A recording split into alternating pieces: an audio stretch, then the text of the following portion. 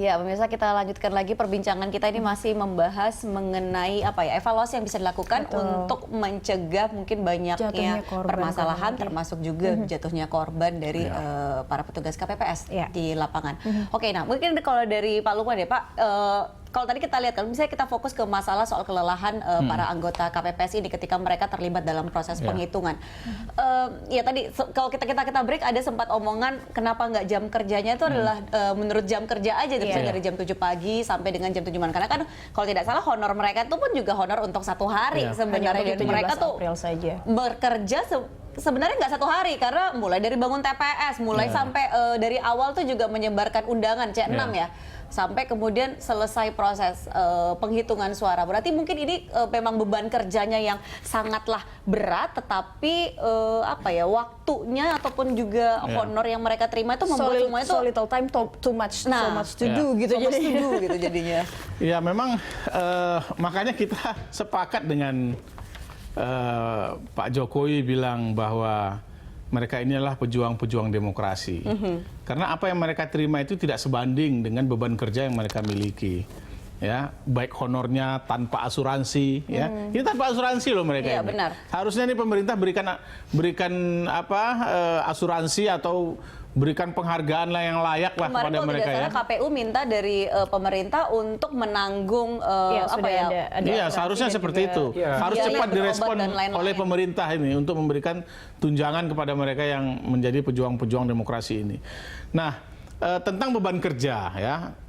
Mulai mereka menyebarkan undangan, kemudian menyiapkan TPS ya dengan harga seadanya. Kemudian mereka bekerja seharian sampai pagi dengan honor yang seadanya juga. Mereka ini lebih kepada relawan sebenarnya. Ya. Mereka ini lebih pada relawan. Nah makanya saya tadi itu konsentrasi dan fokus pada soal teknis kepemiluannya yang kita perbaiki untuk pemilu-pemilu yang akan datang. Misalnya begini, kenapa sih mesti kita desak sampai dengan 1 hari harus selesai?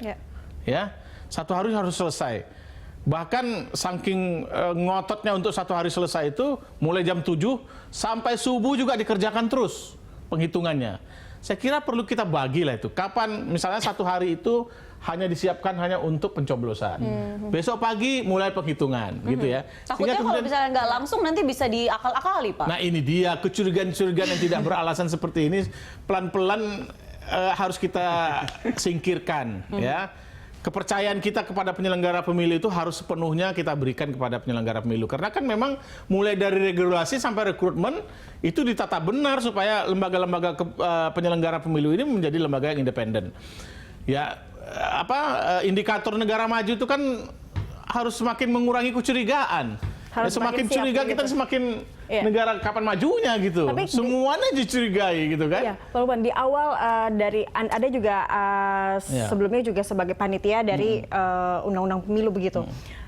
Di awal untuk mempersiapkan pemilu yang secara serentak ini, tadi kan persiapan simulasi secara teknis sudah dipersiapkan sebenarnya, tapi untuk aturan sendiri memang harus selesai pada hari H di tanggal pencoblosan. Itu dia. Mulai membuat regulasi, mulai membuat Undang-Undang 7 nomor 2017 itu sebagian besar kita curiga juga dengan penyelenggara pemilu. Yang ini harus kita ubah.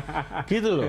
Jadi pasal demi pasal itu dibahas. Loh ini kalau terjadi ini bagaimana? Ini kalau terjadi ini bagaimana? Tapi namanya kontestasi kan itu nggak bisa dihindarkan ya Pak Ferry ya. Pasti otomatis semuanya akan. Makanya dalam proses pembuatan undang-undang ke depan, ini setelah proses pelantikan presiden 2020 itu harus sudah segera dimulai. Jadi nggak bisa ditunggu sampai dengan dekat pemilu menjelang pemilu. Ini harus sudah mulai masuk pada prioritas untuk pembuatan undang-undang pemilu kayak gitu.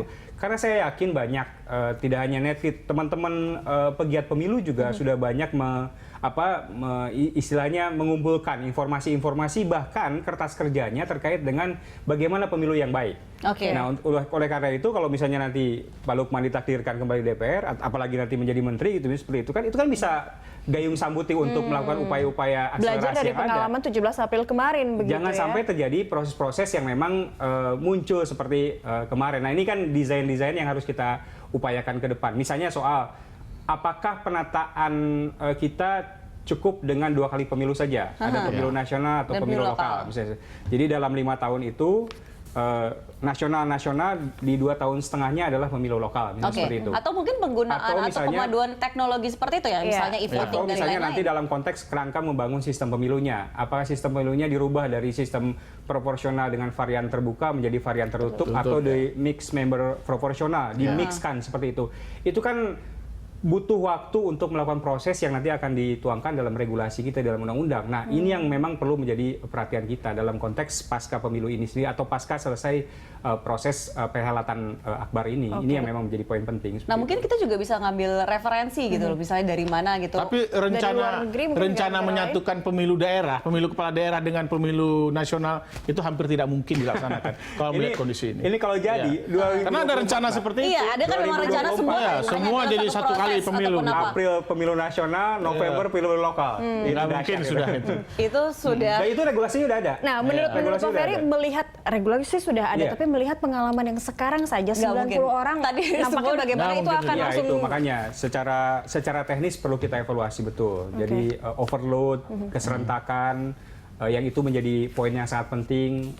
Belum lagi terkait dengan aspek-aspek teknisnya, penyiapan logistik dan lain sebagainya, itu kan perlu menjadi perhatian kita. Termasuk juga untuk memaksimalkan partai politik ataupun juga kontestan pemilu, karena kalau kita lihat sekarang aja ketika pileg dan juga pilpres itu disatukan, bisa dikatakan pileknya ini agak-agak keteteran nih seperti itu, tidak mendapat perhatian yang sama kan. Oke, kita nanti akan bahas lagi seperti apa di segmen berikutnya. Pemirsa, kami akan segera kembali.